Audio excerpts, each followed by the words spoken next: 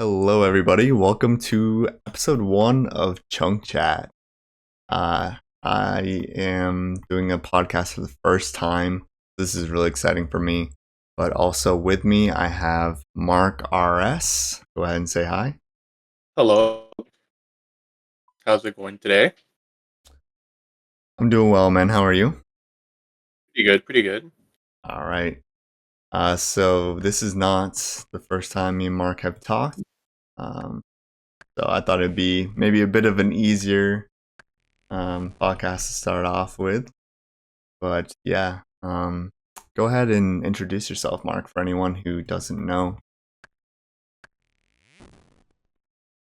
The type of content I make Yeah, a little bit about you and your channel. sounds good. I started playing RuneScape probably in 2006, 2007. Stopped a bit after they released Evolution of Combat. I tried it for a bit, liked it, but didn't click. Came back as soon as Old School started, over 10 years ago. I was one of the first players there. And yeah, recently I decided to start a chunk account. I locked myself in Berthor. I'm still there, slowly getting out of it. But yeah, created my channel, which is MarcRS, as you said. And, yeah, I'm into the extreme one chunk life now. Mm-hmm. Mm-hmm. Yeah, and ChunkyThorpe is your character name. Yeah, that's the one. I wonder why. What does Thorpe mean? Can you explain that? It's that.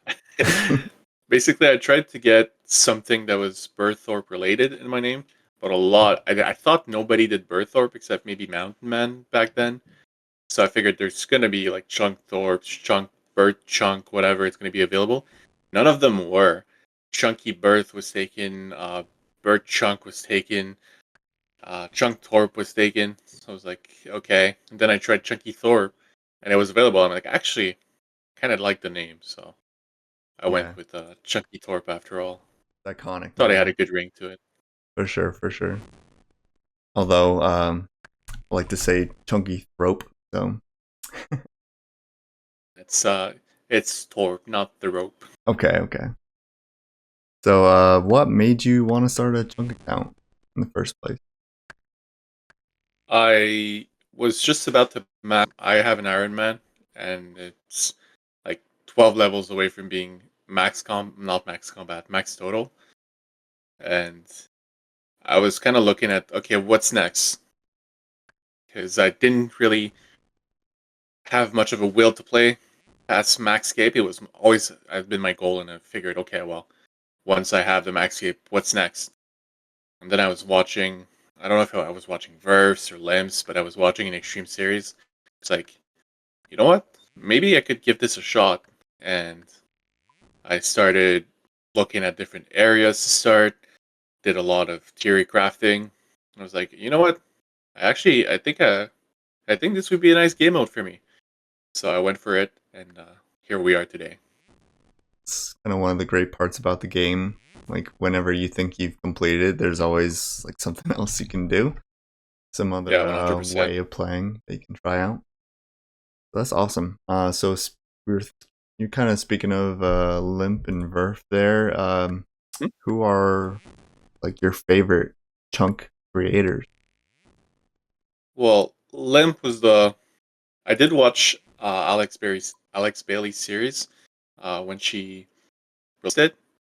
Thought it was nice, and then when Limp made the extreme version, I fell in love with the concept, but also his series and his way of presenting, his unique way of presenting his content. So I would say he's probably my favorite out of all the extremes. Obviously, Verf's pretty good too. On the not as famous side, let's say, I would say certain Agile Tom's not that bad. Sometimes he's good, sometimes he's not so good, but you know, can't be Fair, perfect. fair. Uh, Other than that, I would say Spune is actually really good, the Varlamore one. Definitely like that one. Mhm. Let's see who else. I try to think of a bit outside the box. Um, I would say Extreme Gnome too. Really like Extreme Gnome. That was actually one of my, I think it was the third series I've ever watched extreme wise. First Mhm. one was Limp. Yeah. And I would say probably also in my top three, if I have to include Aberry's series.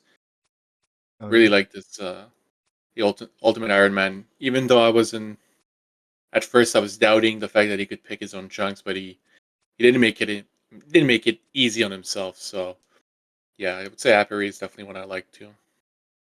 That's true. Yeah. Yeah. Happery definitely has like a game plan with his chunk picks, but it's like definitely not taking it easy on himself. That's for sure. Yeah, Okay. he didn't go for the easiest grinds or avoid all the tough ones. So Mhm. respect to the man, especially for being an Ultimate Iron Man.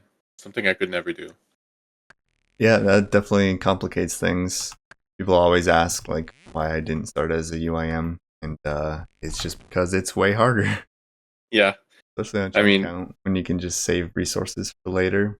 So that's what I like to say when people ask me why not Ultimate. I like, well, I hate myself enough to do an Extreme, but not enough to do an Ultimate Extreme account. No way. yeah, exactly. And I'm a hoarder, so I gotta keep every drop. Very true. So, how is life at the Warriors Guild? What's your typical day playing the account like?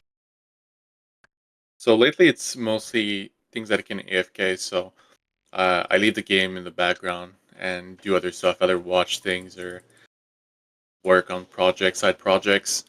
And yeah, currently I try to gain 200 to 250k attack or strength XP a day, which is about 8 hours of grinding because I get a roughly 30,000 XP per hour with my beautiful adamant mace. Mhm. So that's the beauty of the extreme accounts is all the fancy gear we're using and all the restrictions we're putting on ourselves. Not doesn't equate to the best XP per hour, let's just say. I mean, who else uses an adamant mace ever in the game? Besides jump Yeah, counts. I have such a weird setup because I have the best. Well, I don't have an Evernic Defender, but I have the next best thing in the Dragon Defender. So my gear kind of looks good when you consider I have a Dragon Defender, but then you see that I'm using a Adamant Mace, and it's not as good as it appears. Yeah, it's kind of rare that a chunk count can even use like a second to best in slot item. So Yeah, it's also it's one of the reasons why I chose Berthorpe. I thought it was fairly amazing to have Dragon Defender so early on that I really wanted to get one. I knew it would not be an easy start, but I really wanted the Dragon Defender, and I thought, well, once I'm out of the grinds, then I'm not. It's not going to be smooth sailing from then on out, but it's going to be a nice base to have. It's not going to be a use like all the stats and gear I'm going to acquire are not going to be things that are useless. Like if I started in Lumbridge, well, 99 defense is not that useful compared to 99 attack and 99 strength. 99 woodcutting is not that useful. So that's why I wanted to start with a chunk that was difficult, but also gave me pretty useful perks for the future chunks. yeah, definitely. I think Verf really started the trend of starting in a more difficult location or Yeah. having like that long first chunk kind of grind. It was one of the few that actually ventured out of Lumbridge. Yeah, exactly. Honestly, before Verf's series, I never thought too much about anybody starting instead of Lumbridge. And obviously, it made me want to kind of one up him with the challenge part too. So I get that as well. Do you have any fun facts about Birthrup, your starting area? Do you want to tell? I did have a small segment in, I think it was episode 2 that I did, where I listed a few fun facts, mainly about, well, things about the Warriors Guild, like all the windows frame have a sword as the window frame, which I thought was pretty interesting. I'd never realized the fact that we have beer taps, that we have unlimited amount of beers. So when I started the chunk, uh, food was a real struggle because I needed to get some attack levels and strength levels right off the get go, but I had absolutely no way of getting any food. But I had unlimited access to beer, so I guess that was pretty fun to start off. That's how I became famous for being Tom's father, actually, being Hmm. a raging alcoholic. So Yeah, just I reminded did use a me, fair share. reminded me of my past. Use a Yeah, fair share of beers. why he's my dad. Yep. Yeah, that's pretty interesting that you can literally just refill your beers there. Like who thought to put that in the game so long ago? I think it works at a lot of different bars, pubs in the game as well. Yeah, almost every beer barrels that there are in the game, you can just bring an empty glass and just fill it with beer. Hmm. And Unlimited apparently food it never supply, runs out. yeah, but not the Yeah. best food supply. That's for sure. No, and I learned that the hard way because when I started, I figured, oh well, I have training dummies in my chunk, which was the easiest way for me to get attack XP. It's literally free to level 8. Mhm. But then my only source of food, which is beer, drains your attack. So quickly found out that I would be drained to 0 attack quickly if I drank the beer. So it was a double-edged sword. Yeah, the Have attack levels kind of didn't do anything basically. yeah. Mm. So it was a dilemma between do I flinch? Do I wait till my HP regenerates? Or do I just suck it up and drink beers? Mhm. But then I'm 0 attack and kills take a bit longer. So yeah, it was a fun discovery at the start of the chunk. Yeah, I don't think that you're the only chunk count to use spears early game as well. I think if I remember correctly, Frey used Moonlight Meads Yeah, a lot at true, the beginning true. of his count. I think those heal more though, so a little bit better of a fly. But yeah, it's kind of another thing that you only see with extreme accounts like this as well. That I think are really cool. Yeah, for Um, sure. why did you choose the extreme version of the game? By the way. Well, when I looked at it, I figured, okay, do I want to make a vanilla account? Do I want to make an extreme? Do I want to make a supreme account? I thought supreme was a bit too much for me, so I didn't want to go that route. And I thought vanilla might be, I don't want to say too easy because it's still not easy, but wouldn't be as challenging. And because my favorite genre of the chunk accounts were extreme, I figured, well, if I'm going to go and make a chunk account, I might as well do the one I like the most. So I went with the extreme route, which at the time to me was a no-brainer. Yeah. Was it like always in the cards to start a YouTube series with it as well? First, I wasn't sure if I just wanted to do it purely not for fun, because even though I make videos, it is still for fun at the end of the day. But um, I wasn't sure if I wanted to document it all, just like on on Reddit or something, just so I could like have something to look back on. Mm. Then I figured, well, if I'm going to put all this time, I kind of want to be able to relive what I did in the past with this account.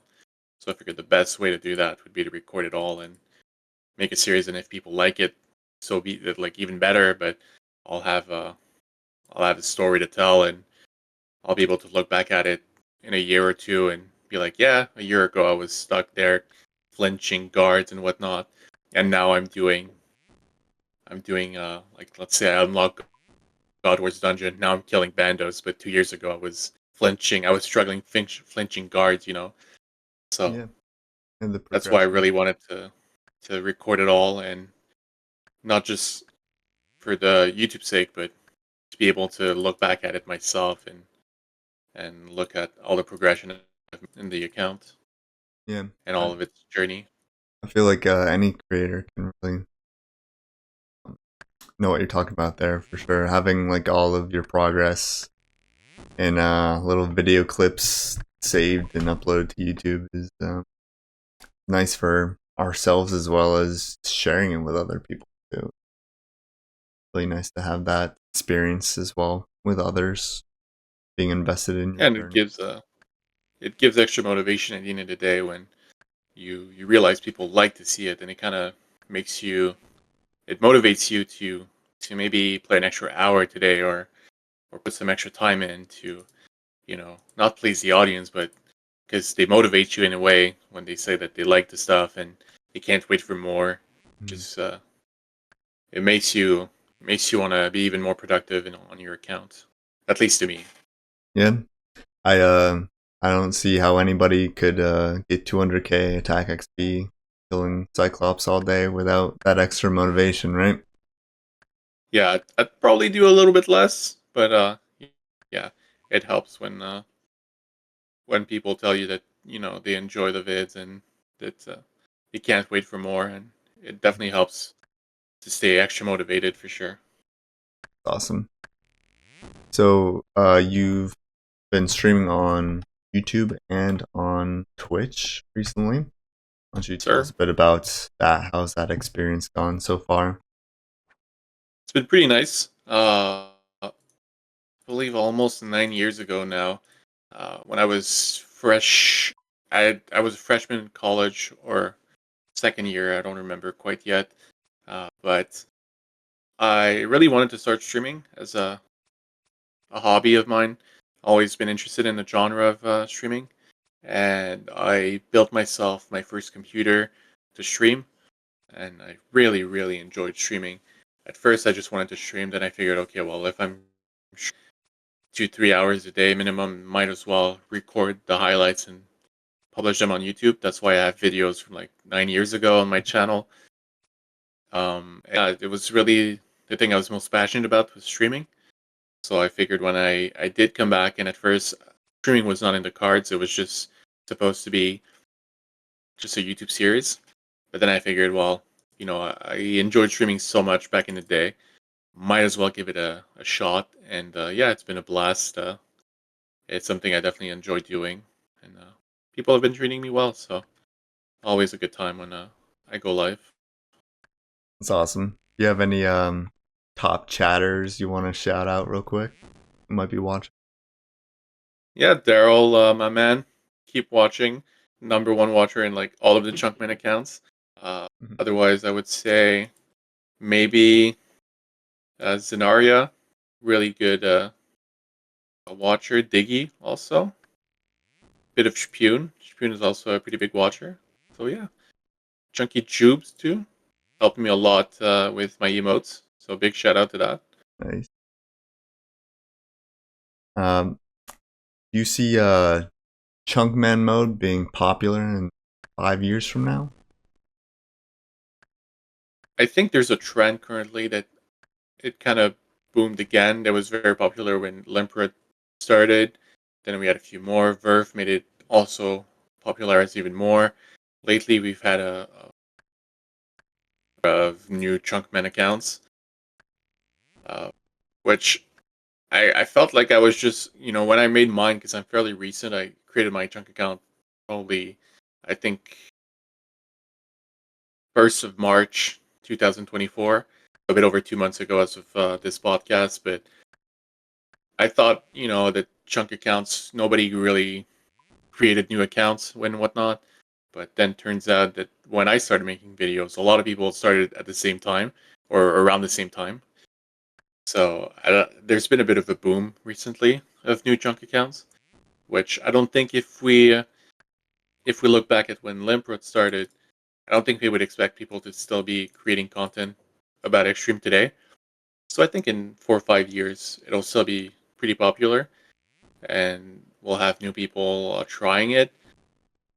Maybe we have even somebody that would not be in the scene give it a go and make it their thing. Because Verf at the start was he had just finished his Karamja account and his Ultimate account, and then he gave Extreme a shot, and now it's probably his most popular content. So it wouldn't shock me if somebody did something similar and just started his own Extreme and paved the way for a lot of new people. Then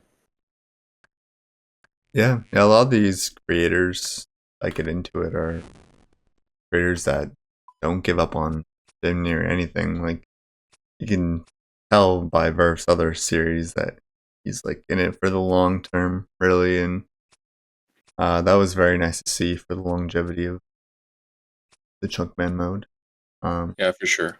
when you're making your account, you can never know who else is also making an account at the same time. I remember, I think Gnome put out videos about the same time I did. Happery started putting out videos same time I did as well. Like you kind of had those creators that you have that are around the same like progression level as you because of that too. But there's always new people making accounts, which still surprises me. You would Yeah, almost think at this point that all like the good starting chunks had been taken, but people start with new ones all the time. People ask me all the time, like, where would be a cool new starting location nobody's ever thought of, and honestly hard to think about because there's so many that have been done already too. yeah, for Um, sure. yeah, people stop playing, and potentially um, other locations can be repeated and not really seem like it's the same series all over again. Like you and Yeah, Mountain Man, there's definitely a lot of discrepancies between the two series, and they're both excellent. So, um, just because you've seen one Birthright Man doesn't mean that another one is going to be the exact same grinds over again. yeah, for sure.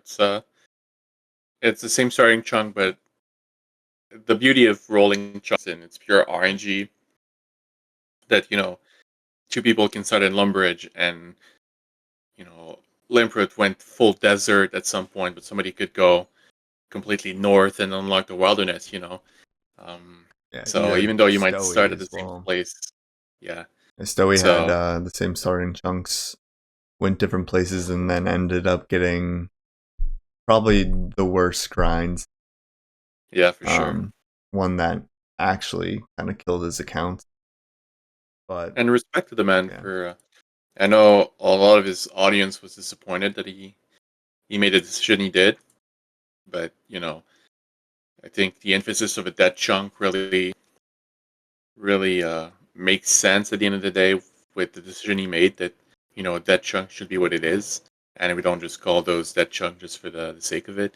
So respect to the man for actually going through with his convictions, and even though a lot of people disagreed with the decision, at the end of the day, it was his decision to make, and yeah, it shows integrity in my opinion. So yeah, fair he play to wanted to keep the Stoey. account pure. So once he got Yeah, a grind that was like 5 years plus, he yeah, decided he wouldn't make an exception, and he would just end the series there. But I don't know if he is, and I'm kind of hoping I might still be playing it on the side. yeah. We'll see. Secretly, you Yeah, might be playing, and you never know in what 4 years, happens. in 4 years, we see an update. I was Finally playing finished. all along. Yeah, we can only hope. But yeah, you never know what Jagex is gonna do. They could add like one thing in that area, and it could completely change the grinds. Yeah, They do that honestly all the time. Like my chunk is definitely not the same as it was when I first started. yeah. Uh, yeah. Same here. Which is what really made Mount Man starting chunk much much much harder is when they added the Max Island and you had to get 99 woodcutting with the bronze axe on regular trees. So Mhm. small updates like this, you would well, it's not a small update. Maxi is obviously a big update, but things that they add near your chunks that you wouldn't think would affect you end up affecting you massively. And yeah, the game's constantly updating. The smallest thing they change in the game could mean a bigger grind or make one of your grinds much easier now. So it's really Russian roulette with the updates when it comes to your area. 100%, yeah. And just in case people don't know, Mountain Man had a bit of a different start than you because Mhm. uh, he brought Tutorial Island items with him. Can you just explain like the differences between doing that and not doing that? I know that Yes. like So Limpwort's original rules was to drop all yeah, Tutorial exactly. Island items, correct? I mean, it's not like there's other chunk counts that obviously bring tutorial items, and some of it is for reasons of you know um, making their chunk have a bit more content. Yeah, That for sure. seems like it's warranted. But yeah, what are the big differences of Birthorpe when you bring tutorial island Yeah, items and not? I was always going to drop them, but knowing what Mountain had to go through because he kept his definitely made the decision easier to drop all my tutorial items. But in Berthor, because we have access to the Max Island, there's this evergreen tree that requires 99 wood cutting to chop. So technically, as we are extreme, we have to chop it, and it's behind the Warriors Guild. So we're very, very likely to unlock this chunk if we start in Berthorpe, either right away or fairly soon. And he did, just like I did. But because he brought his tutorial items, it meant that he needed to get 99 woodcutting with the bronze axe. He managed to upgrade it to an adamant axe by doing some pathing and luring some trolls to get an addy axe. So at least he has that. But he only has evergreen trees. Well, we only have evergreen trees in Berthorpe, and so that's basically it's exactly the same as a regular tree, meaning that you can only chop one log and then the tree goes down, and it's very bad XP. So unfortunately for Mountman, he's having to do 99 wood cutting with an addy axe on regular trees because he kept his tutorial items, whereas I decided to drop them all. Not necessarily to avoid the 99 wood cutting grind, because even if it wasn't there, I would have dropped all my tutorial items, because I wanted to go by Limprot's rule set, and he did drop his. So I was always going to drop mine, but yeah, it makes a big difference, especially in Berthorpe, to bring those. Same thing if you started somewhere else and you brought your bronze pickaxe, well, you might have access to a mine that has clay and iron ores, and then next to you you have a mine that has adamant ore. So now you got to get 70 mining with the bronze pickaxe, you know. So Mm. yeah, it makes a big difference to decide to drop your tutorial items versus keeping them. Yeah, yeah. We're all used to spawning in the game for the very first time with those items in our inventory. Yeah, But I think the thought process of dropping them was to make sure that absolutely everything was obtained via the current Chunky app. yeah, 100%. Makes sense. Um, so even though you and Mountain Man have like the same two chunks unlocked, very different grinds for sure. Yeah, for sure. And by the way, the adamant axe is the same as a steel axe on normal trees. So yeah, the grind is definitely tough. It's pretty much the same thing as what I'm doing, except mine's for fletching. Um, but yeah, it's in 9 wood cutting on just normal trees is not fun. Yeah, I I did tune into. I thought when I started, I thought he had quit, but he was just training his wood cutting silently. Yeah, And now every now and then I go and I tune to his streams, and sometimes he does streams where he's only chopping the whole stream, and it is very hard to witness that the XP per hour is very, very bad. And yeah, he's gonna get there. I have faith in him, but it's gonna take a while to get 99 solely off evergreen trees. yeah. Luckily, he's a very interesting guy, so Yeah, it's still very entertaining to watch him stream. very true, very true. We just got a dragon impling here. Catch it quick. So you're telling me I don't have your full attention? Not this second. Yeah, I can't really say anything. I'm also on my Extreme account killing Cyclops. You know, the grind never stops. Of course, of course. Gotta have something to do in the background. It's taking me forever to catch this thing. Oh, there we go. Some Dragonstone amulets. So that's alright.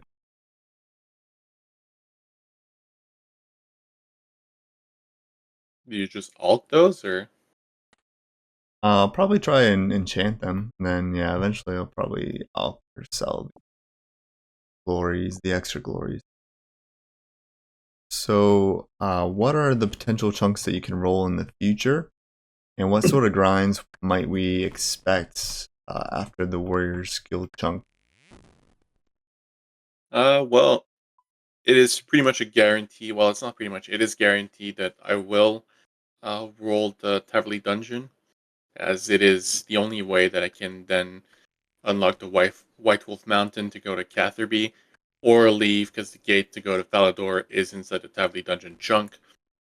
So I'll definitely have the Taverly Dungeon chunk, and that implies a lot of grinds for me. Obviously, inside the Taverly Dungeon, there are Black Dragons, so that's the Draconic Visage, which is a 1 in 10,000. So I'll probably have to kill close to 10,000 Black Dragons. Also need to get a Smoldering Stone, which is 1 in 32,000 from the Hellhounds. That's going to be fun. A lot of PVM content there, and it also there is a wheat field. So, and I do have 17 Hunter, so that implies Puro to 99 Hunter. Not 99, sorry, 89 Hunter. So that's also one of the big grinds I'm gonna have. And obviously, Puro implies not only 89 Hunter, but also implies Fletch Dragon Dart. It implies to get 90 Cooking or a part Summer Pie and a bunch of other grinds like this. So it's going to be a very long, well, a very long chunk. It's going to be about the same time duration as my current chunk, the Warrior Scale, maybe a bit more. But at least it's a lot of different grinds. Also, 99 woodcutting in there because I will have access to an axe for the first time. Mm-hmm. But at least I'll have willow trees, so it'll be not as bad as what Moundman has to do. Yeah, that chunk is gonna have a plethora of grinds, but at least what is going to keep me going is that it's so many different things. So if I ever get tired of doing pure, I can take a break and go do some woodcutting. If I'm tired of doing woodcutting, I can go kill some black dragons. So at least it'll be a long chunk, but it'll be a chunk where I have to do, so it's not gonna get repetitive. Yeah, yeah, that's kind of what's nice about a long chunk with multiple grinds. Is you can kind of switch back and forth. Maybe make smaller goals um, Yeah, to get through it a bit easier. Definitely helps in my chunk as well. I know that we were theory crafting a shortcut yep. that goes from Birthrup to where the Zamrock Temple is on the other side of the wall. Hmm.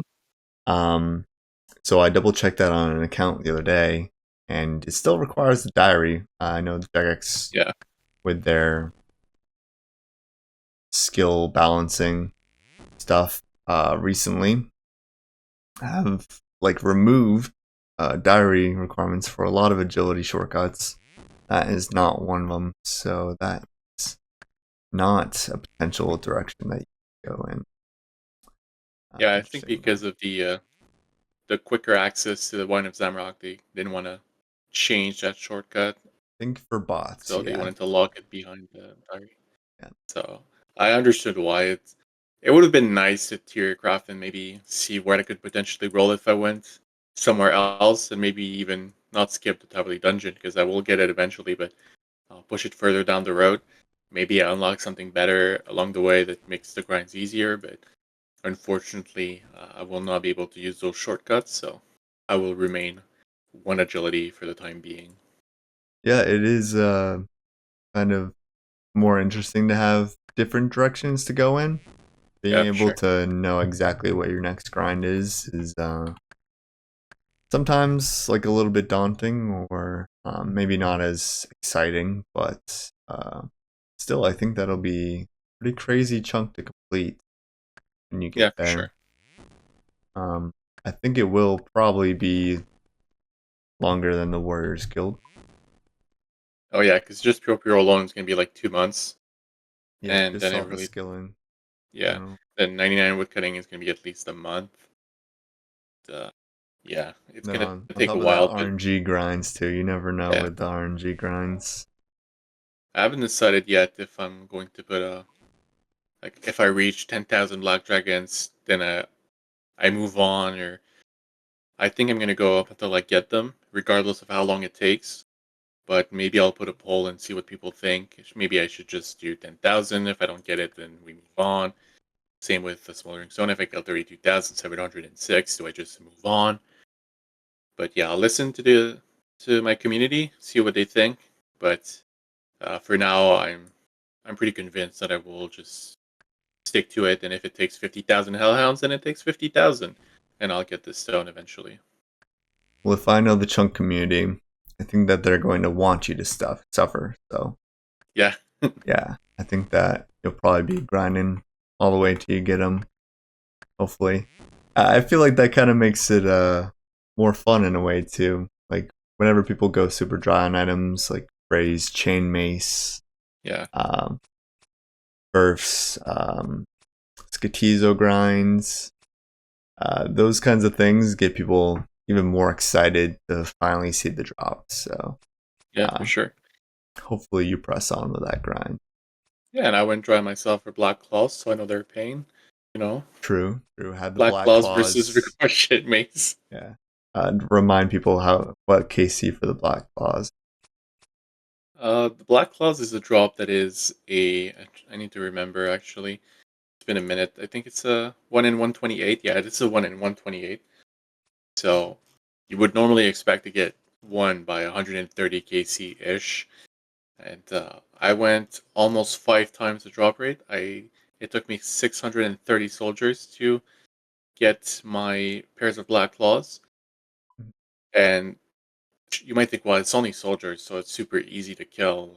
Why are you complaining? Well, they actually took about 2 minutes per kill because my stats were very, very weak, and they had the best in slot for me, which was Black Claws. I had to flinch them, so I spent over 50 hours just flinching um, for Black Claws, which was fun times, fun times. But yeah, it's the small drops like this that you would not expect that could take you a while, that end up taking you a long time, and it makes them very more valuable to you actually are. Like I really like my Black Claws, even though I'll never use them again. They'll always had a sentimental value to me. So yeah, I think it's part of the fun of the chunk account. Some of your grinds that you might not expect were going to be grinds end up being grinds, and makes you value them a bit more once you get them done. For sure. And let's put your Mark mask to the test. If you were to go Yeah. as dry on the Smoldering Stone as you did on the Black Claws, what KC would you get a Smoldering Stone at? Ooh, that's I would say it's probably 5 times the drop rate. So we're talking 150, 160, 163K. About yeah, it would be 163,000 Hellhounds. yeah, it Wow, would that be sounds like a great 163,000 video hellhounds. title. Yeah, I killed over 160,000 hellhounds for this. Yes. Well, we'll all be super excited for that when that comes. Yeah, that one I might put a cap at 100K just to be safe, you know. Just imagine the amount of hard clues. Yeah, So and I many only hard have clues. one step. Well, I might have because currently on my chunks I do have Cyclops that drop hard clues, but I only have one single step that I can do in my chunk. So far, if I look, I've gone 70 hard clues, and not a single one was my step. Yeah. So, Maybe a but few I do more believe steps with that area, but there is one more in Taverley, so I would have 2 steps. and then impling too for hard clues. Yeah, That'll be another interesting component, possibly. yeah, for sure. It'll be fun to try and get some clues done. I did juggle quite a bit for to complete 2 easy clues on my first chunk, so that was fun. Took me about the rate to complete an easy clue was to kill about 15,000 civilians, and I had to kill 18,000. So on average, I was supposed to complete 1 clue, and I ended up completing 2. So that was fairly nice. So it was pretty nice to say I left my chunk and was able to complete 2 clue scrolls. That's awesome, man. I love clue scrolls personally.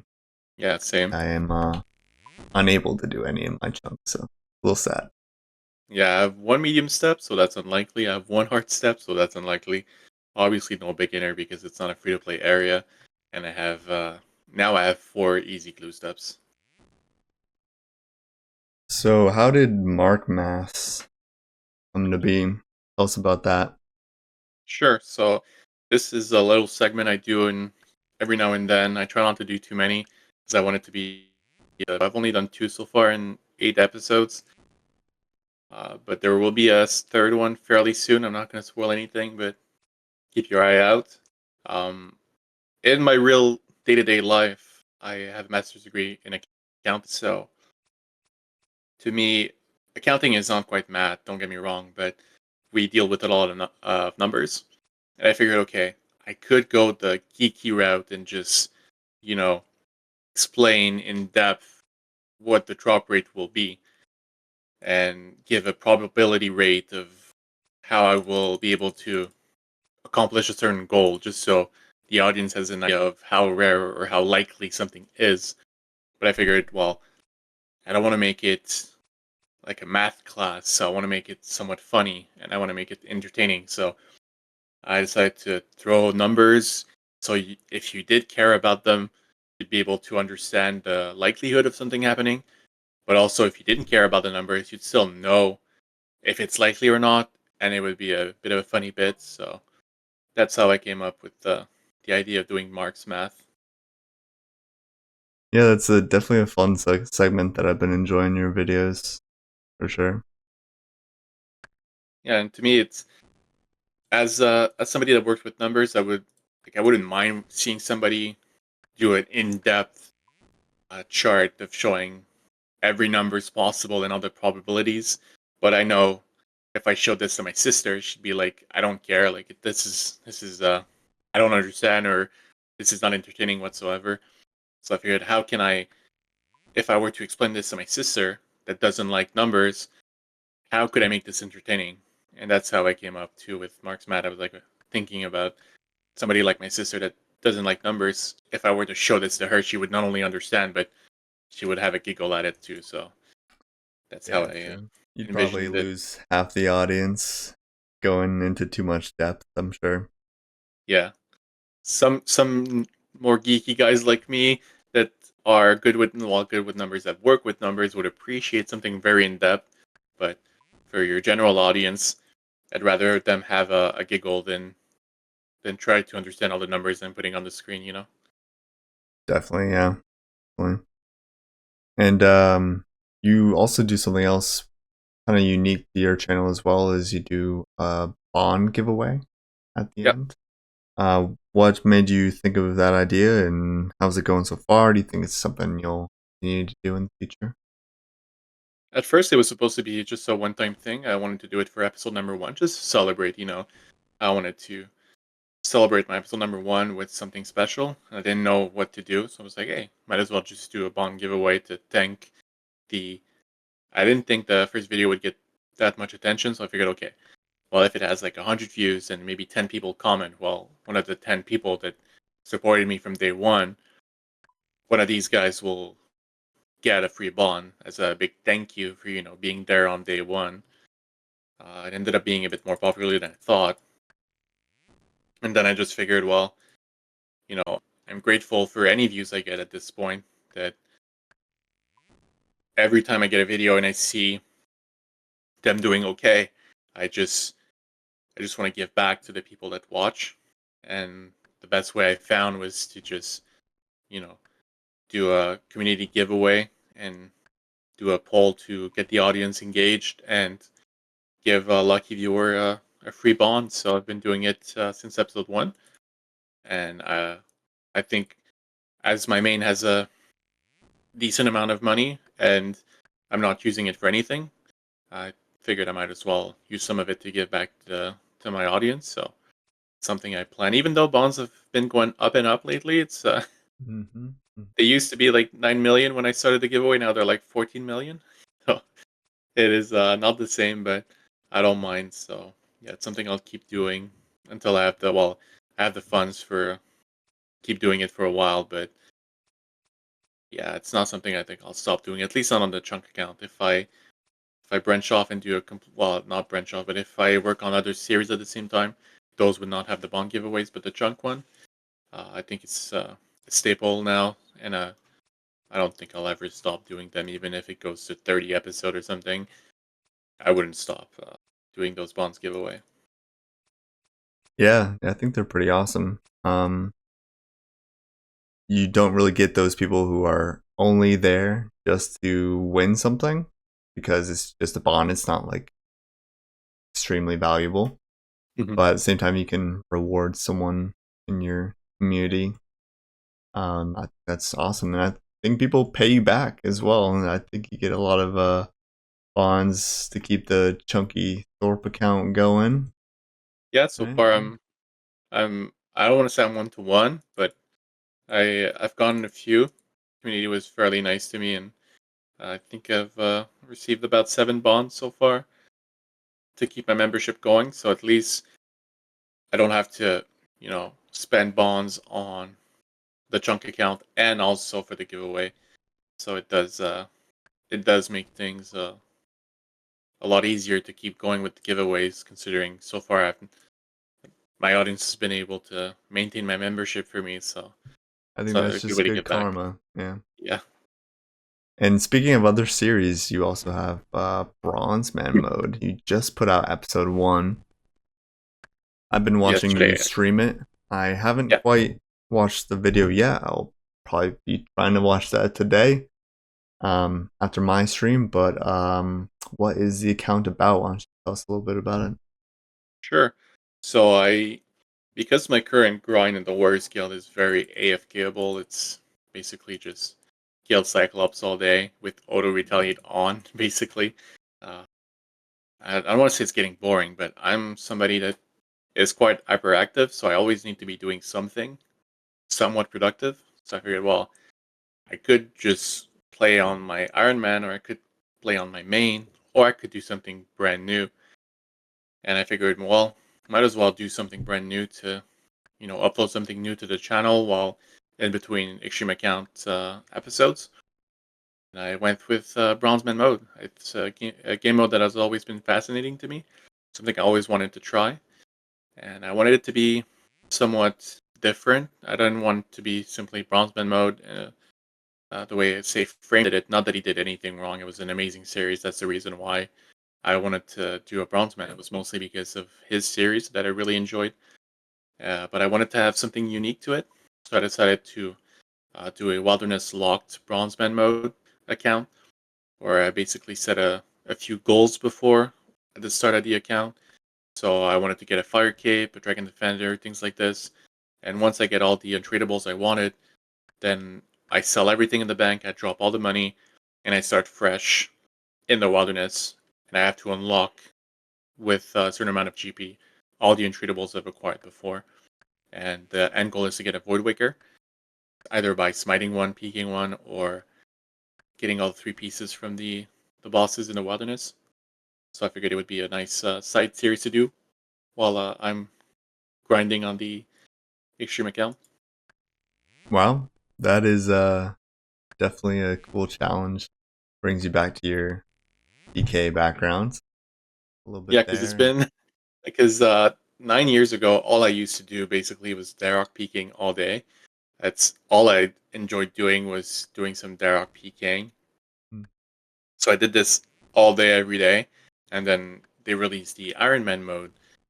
Well, actually, I created an Iron Man, well, an unofficial Iron Man before they released the official Iron Man mode. Because if you guys did not know, before the Iron Man mode was official, we did kind of unofficial accounts where we would call ourselves Iron Mark or Iron whatever, and but there was no restrictions on the account, so you just basically had to be true to yourself because you could use a G if you wanted. Mm. Obviously, it was against the rules, but nobody would know, so it was entirely up to you. And, yeah, I had seen the One Man Army series by Bodhi and Full Freedom doing his Iron Foe, and I really liked the concept, so I decided to create my own Iron Mark account, an official one. And then fast forward a few months later, they released an official game mode. So I created an Iron Man from day one, and since Ironman cannot PK, well, you could technically PK somebody, but you can't loot anything. I had to quit PKing, and I played only on my Ironman. So it's kind of not a back to my roots, but a back to something I enjoyed doing while still doing the Ironman mode a bit, because Bronze Man is a combination of being a main that can PK and being an Ironman that has to be self-sufficient. So I thought it was a good in between for me to maybe get a bit of PKing going, but also stick to the Ironman rule sets. Yeah, sounds like something to do, something really fun to do on the side while you're training up your chunk count. Yeah, 100%. And yeah, definitely a nice series with a good end goal. One that I'll be excited to watch. I'm sure many others will as well. Hopefully. Yeah. Episode 1 was a blast to record. Took a lot more editing than than the chunk account, I'm not going to lie, but uh, it was pretty draining, but it was very fun to edit, and I'm glad that I was able to release episode 1. Can't wait to work on episode 2. Yeah, since the chunk count videos tend to get few and far between once you get on a big grind, Exactly. it is nice to be able to brush up on your editing skills with another video at the same time. Maybe try out some new things that you haven't tried in the chunk videos Yeah, and make it exactly. better It's for the it's future. it's something new, and it's something that I'm experimenting with. So it also goes with the editing too. I put more music. I edit a bit differently, see what works, see what doesn't work, see what I like, see what I dislike. Yeah, it'll be useful knowledge to have whenever I upload more episodes on the Extreme account for sure. Yeah, that's awesome. So I do want to kind of wrap it up here. Hmm. I'll have the link to your YouTube and your Twitch in the description for everyone to follow you, watch your series, check out a stream if they haven't. Sure. So the YouTube channel is called MarcRS, MarcRS, and the Twitch channel is ChunkyThorpe. So twitch.tv/ChunkyThorpe, which is my Extreme account RuneScape username. Unfortunately, MarcRS was taken. Otherwise, it would be that, but we make do with what we have. And any other shout outs you want to give? Shout out to my boy Spune. Get Oh, that yeah, fishing Spoon. going. Get to And fishing, brother. yeah, shout out to Riolu. She's killing a ton of white knights and doing a ton of cooking. So good on her for being an Extreme Plus. And yeah, thanks to Tom yourself for having me. And shout out to you. Beautiful series, the Cockman himself. Always enjoyable to tune into the streams, the videos. Thank you, man. Appreciate that. Of course. Of It's been course. a lot of fun. I'll try and get another chunk content creator on very soon for you guys. And yeah, we'll see you next time. Appreciate you watching. Like, Thanks for having comment, me. and subscribe. Peace. Peace out.